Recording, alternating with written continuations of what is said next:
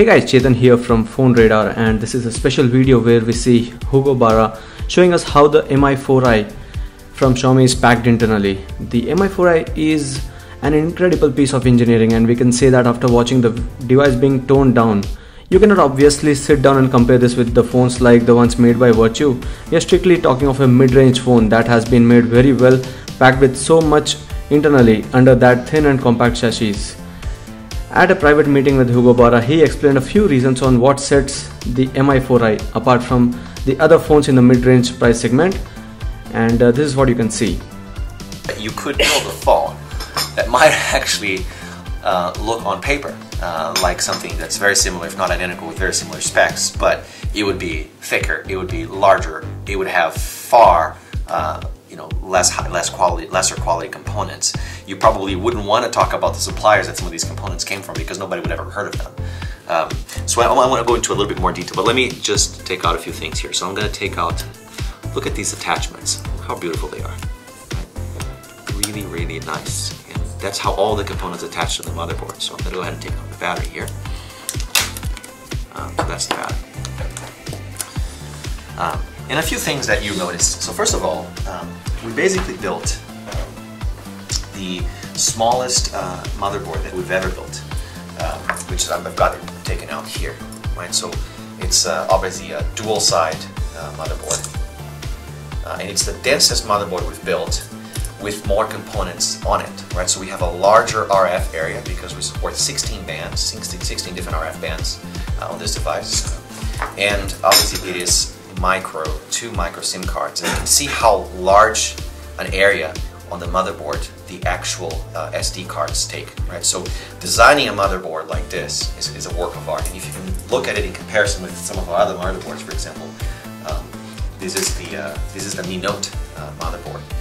Mi4i actually has a smaller, more compact motherboard than Mi Note. So basically what we were trying to do with Mi4i is design a phone where the components, the electronic components, were tucked as far out as possible. And you can see how insanely detailed and dense the components are as they're laid out here, such that you could then have a large area for the battery, which then allows the battery itself to be pretty thin, right?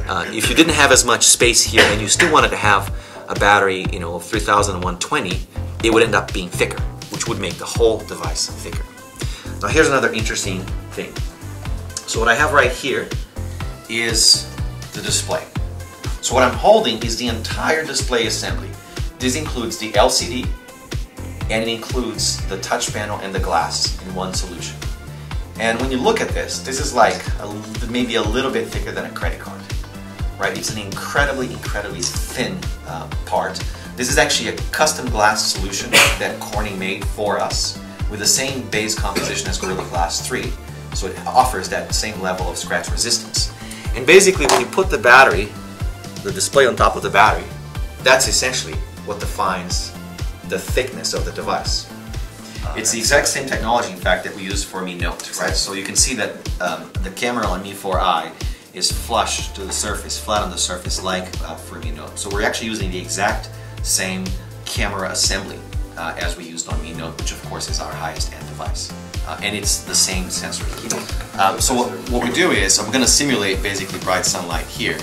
And watch what happens when we basically take this device into a very brightly lit environment. Here, even in the dark, you can't see things well. This is a very kind of extreme image, but imagine looking at this in the sun. You basically wouldn't be able to see anything. See a tremendous difference. Right, and you can. So basically what this allows to happen is you can go into the sun, you no longer have to crank up the brightness of the display, which obviously is a battery consuming task, and you can still bring out a lot of the detail that you absolutely would not be able to see in bright sunlight. So apart from what all he showed in this, we asked them a few questions. One of them is about the size of the SIM card slots and the microSD card slot availability. The size of the SIM slot already take up a lot, and that's what Xiaomi claims to be the reason why there's no microSD card slot. And though we would have loved to see one of them being a nano SIM card slot doubling as a microSD one. There are some devices already doing that, and Xiaomi should try and do that in the next flagship at least. So far, though the device looks brilliant and whatever you're paying for it, it's totally worth the money. So this is what we feel about the Mi4i right now, and I'll be testing this phone using it as a daily driver for the next few days, and the final review will be out on the 1st of May. So stay tuned and stay subscribed on PhoneRadar for more videos. Thank you.